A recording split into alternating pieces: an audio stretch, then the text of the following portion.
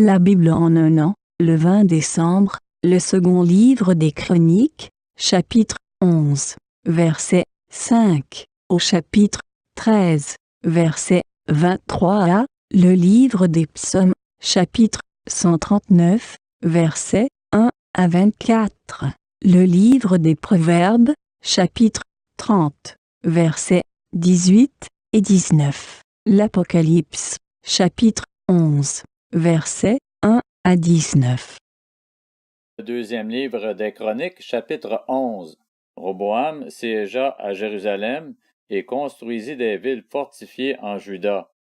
Il reconstruisit Bethléem, Étam, Tékoa, Beth-Sur, Soko, Adoulam, Gath, Marécha, Ziph, Adoraïm, Lachis, Azéka, Soréa, Ajalon et Hébron, qui se trouvaient en Juda et en Benjamin, et il en fit des villes fortifiées. Il fortifia le rempart et y établit des commandants ainsi que des entrepôts pour les vivres, l'huile et le vin. Il dota chacune de ces villes de boucliers et de lances, et il les fortifia grandement. Juda et Benjamin lui appartenaient. Les prêtres et les Lévites qui habitaient tout Israël quittèrent leur domaine pour se rallier à lui.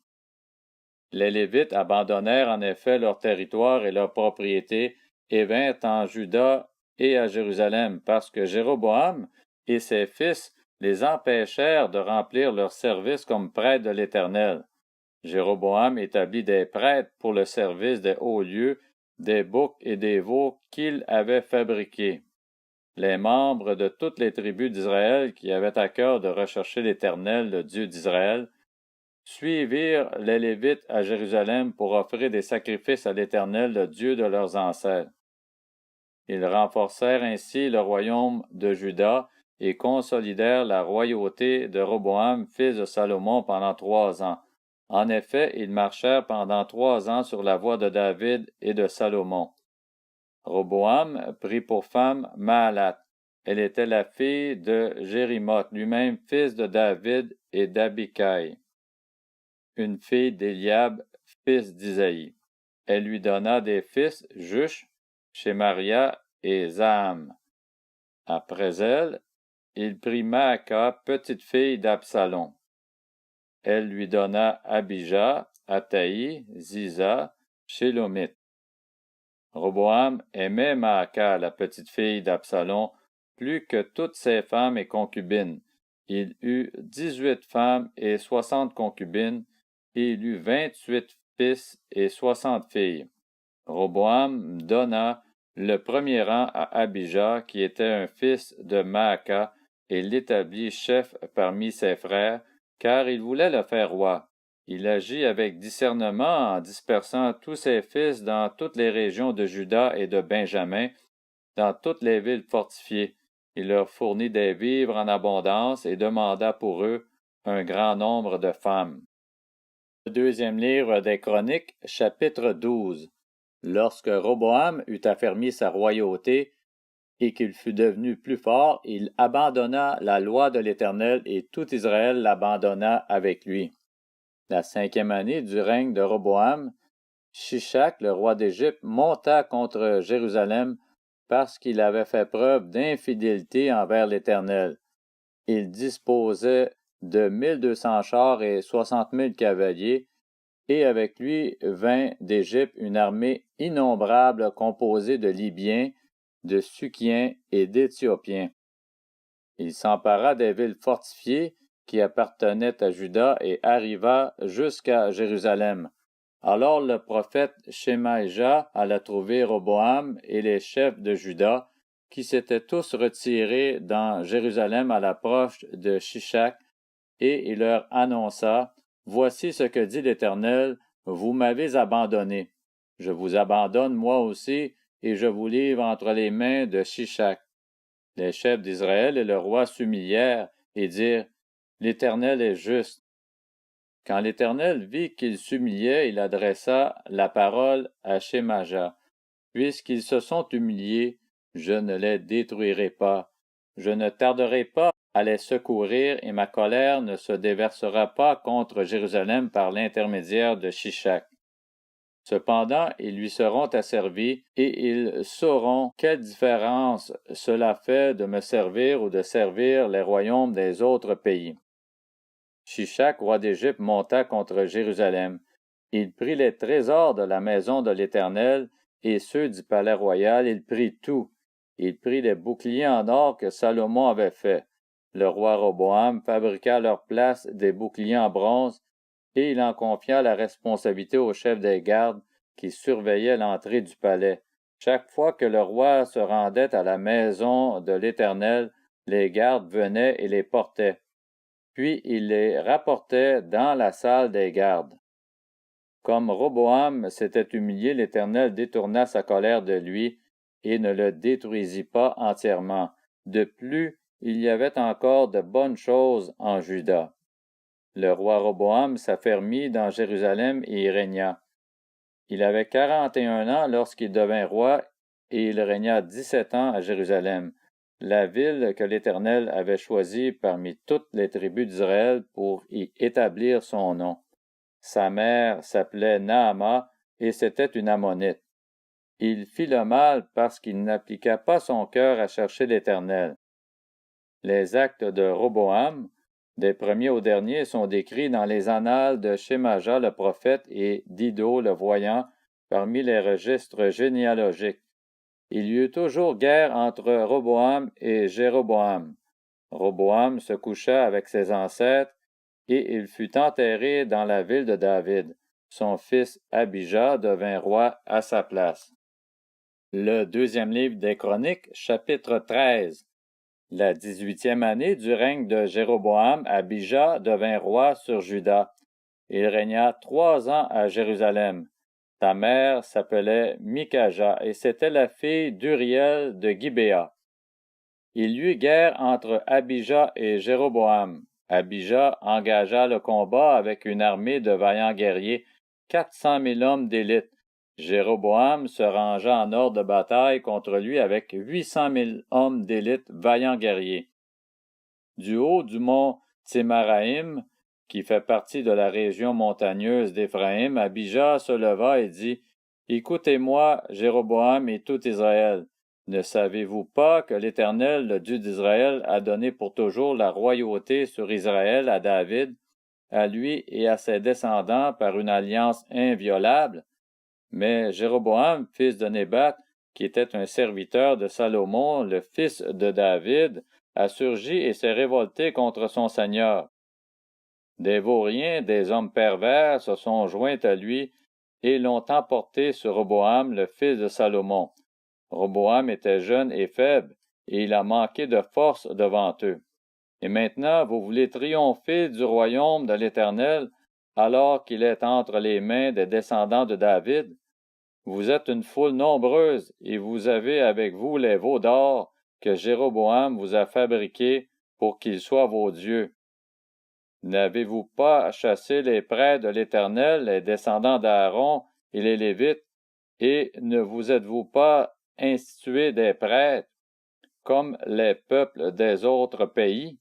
Tout homme qui venait avec un jeune taureau et 7 béliers, afin d'être établi dans ses fonctions, a pu devenir prêtre de ce qui n'est pas Dieu. Quant à nous, c'est l'Éternel qui est notre Dieu, et nous ne l'avons pas abandonné. Les prêtres qui servent l'Éternel sont des descendants d'Aaron et les Lévites remplissent leurs fonctions. Nous offrons chaque matin et chaque soir des holocaustes à l'Éternel. Nous brûlons le parfum odoriférant, nous disposons les pains consacrés sur la table pure, et nous allumons chaque soir le chandelier en or et ses lampes. En effet, nous respectons l'ordre établi par l'Éternel notre Dieu, tandis que vous l'avez abandonné. Dieu et ses prêtres sont avec nous à notre tête, et nous avons les trompettes retentissantes pour les faire résonner contre vous. Israélites, ne combattez pas l'Éternel, le Dieu de vos ancêtres, car vous n'aurez aucun succès. Jéroboam les prit par derrière en les encerclant au moyen d'une embuscade, de sorte que ses troupes se trouvaient en face de Juda, tandis que l'embuscade les prenait par derrière. Les Judéens se retournèrent et virent qu'ils avaient à combattre devant et derrière. Ils crièrent à l'Éternel et les prêtres sonnèrent de la trompette. Les hommes de Juda poussèrent un cri de guerre, et à leur cri de guerre, l'Éternel frappa Jéroboam et tout Israël sous les yeux d'Abija et de Juda. Les Israélites prirent la fuite devant les Judéens, et Dieu les livra entre leurs mains.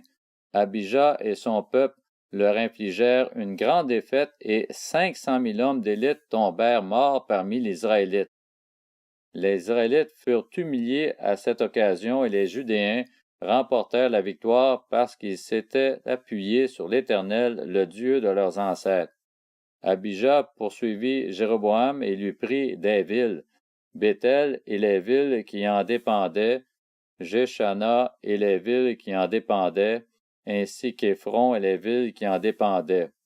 Jéroboam fut sans force à l'époque d'Abija, puis l'Éternel le frappa et il mourut. Quant à Abija, il devint puissant. Il eut 14 femmes et fut le père de 22 fils et 16 filles. Le reste des actes d'Abija, ce qu'il a fait et ce qu'il a dit est décrit dans le commentaire du prophète Iddo. Abija se coucha avec ses ancêtres et on l'enterra dans la ville de David. Son fils Asa devint roi à sa place. Le livre des Psaumes, chapitre 139. Au chef de chœur, psaume de David. Éternel, tu m'examines et tu me connais. Tu sais quand je m'assieds et quand je me lève.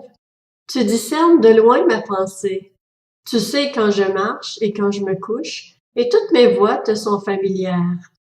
La parole n'est pas encore sur ma langue que déjà, Éternel, tu la connais entièrement. Tu m'entoures par derrière et par devant, et tu mets ta main sur moi. Une telle connaissance est trop extraordinaire pour moi. Elle est trop élevée pour que je puisse l'atteindre. Où pourrais-je aller loin de ton esprit? Où pourrais-je fuir loin de ta présence? Si je monte au ciel, tu es là. Si je me couche au séjour des morts, te voilà. Si je prends les ailes de l'aurore pour habiter à l'extrémité de la mer, là aussi ta main me conduira, ta main droite m'empoignera. Si je me dis, au moins les ténèbres me couvriront, la nuit devient lumière autour de moi. Même les ténèbres ne sont pas obscures pour toi. La nuit brille comme le jour et les ténèbres comme la lumière. C'est toi qui as formé mes reins, qui m'as tissé dans le ventre de ma mère. Je te loue de ce que je suis une créature si merveilleuse. Tes œuvres sont admirables et je le reconnais bien. Mon corps n'était pas caché devant toi lorsque j'ai été fait dans le secret, tissé dans les profondeurs de la terre. Je n'étais encore qu'une masse informe, mais tes yeux me voyaient, et sur ton livre étaient inscrits tous les jours qui m'étaient destinés, avant qu'un seul d'entre eux n'existe. Que tes pensées, ô Dieu, me semblent impénétrables, que leur nombre est grand. Comment les compter? Elles sont plus nombreuses que les grains de sable. Je me réveille et je suis encore avec toi. Ô Dieu, si seulement tu faisais mourir le méchant. Âmes sanguinaires, éloignez-vous de moi. Ils parlent de toi pour appuyer leurs projets criminels. Ils utilisent ton nom pour mentir. Eux, tes ennemis. Éternel, comment pourrais-je ne pas détester ceux qui te détestent, ne pas éprouver du dégoût pour ceux qui te combattent? Je les déteste de façon absolue. Ils sont pour moi des ennemis. Examine-moi, ô Dieu, et connais mon cœur. Mets-moi à l'épreuve et connais mes pensées. Regarde si je suis sur une mauvaise voie et conduis-moi sur la voie de l'éternité. Le livre des Proverbes, chapitre 30. Il y a 3 choses qui sont trop merveilleuses pour moi, même 4 que je ne parviens pas à connaître. La trace de l'aigle dans le ciel, la trace du serpent sur le rocher, la trace du bateau au milieu de la mer et la trace de l'homme chez la jeune fille. Le livre de l'Apocalypse, chapitre 11. On me donna un roseau semblable à une baguette en me disant « Lève-toi et mesure le temple de Dieu, l'autel et ceux qui y adorent. Quant au parvis extérieur du temple, laisse-le de côté et ne le mesure pas, car il a été donné aux nations et elles piétineront la ville sainte pendant 42 mois. Je donnerai à mes 2 témoins le pouvoir de prophétiser habillés de sac pendant 1260 jours. Ce sont les 2 oliviers et les 2 chandeliers qui se tiennent devant le Seigneur de la terre. Si quelqu'un veut leur faire du mal, du feu sort de leur bouche et dévore leurs ennemis. Oui, si quelqu'un veut leur faire du mal, c'est ainsi qu'il doit être tué. Ils ont le pouvoir de fermer le ciel afin qu'il ne tombe pas de pluie durant le temps de leur prophétie. Ils ont aussi le pouvoir de changer l'eau en sang et de frapper la terre de toutes sortes de fléaux chaque fois qu'ils le voudront. Quand ils auront fini de rendre leur témoignage, la bête qui monte de l'abîme leur fera la guerre, les vaincra et les tuera. Leurs cadavres seront laissés sur la place de la grande ville, appelée symboliquement Sodome et Égypte, là même où leur Seigneur a été crucifié. Des hommes de divers peuples, tribus, langues et nations verront leurs cadavres pendant 3 jours et demi, et ils ne permettront pas qu'on les mette au tombeau. Les habitants de la terre se réjouiront à leur sujet. Ils feront la fête et ils échangeront des cadeaux, parce que ces 2 prophètes leur auront causé bien des tourments. Après les 3 jours et demi, un esprit de vie venu de Dieu entra en eux, et ils se tinrent debout sur leurs pieds. Une grande crainte s'empara alors de ceux qui les voyaient. J'entendis une voix forte qui, du ciel, leur disait « Montez ici !» Et ils montèrent au ciel dans la nuée sous les yeux de leurs ennemis. À ce moment-là, il y eut un grand tremblement de terre, et le 10e de la ville s'écroula. 7000 hommes furent tués dans ce tremblement de terre. Les autres furent effrayés et rendirent gloire au Dieu du ciel. Le 2e malheur est passé. Voici, le 3e malheur vient bientôt. Le 7e ange sonna de la trompette, et des voix fortes retentirent dans le ciel. Elles disaient, « Le royaume du monde est remis à notre Seigneur et à son Messie, et il régnera au siècle des siècles. » Les 24 anciens qui étaient assis devant Dieu sur leur trône se prosternèrent, le visage contre terre, et ils adorèrent Dieu en disant, « Nous te remercions, Seigneur Dieu Tout-Puissant, toi qui es et qui étais, parce que tu as exercé ta grande puissance et établi ton règne. Les nations se sont irritées, mais ta colère aussi est venue. Voici le moment de juger les morts, de récompenser tes serviteurs les prophètes, les saints et ceux qui craignent ton nom, petits et grands, et de détruire ceux qui détruisent la terre. » Alors le temple de Dieu qui est dans le ciel fut ouvert, et l'arche de son alliance apparut dans son temple. Il y eut des éclairs, des voix, des coups de tonnerre, un tremblement de terre et une forte grêle.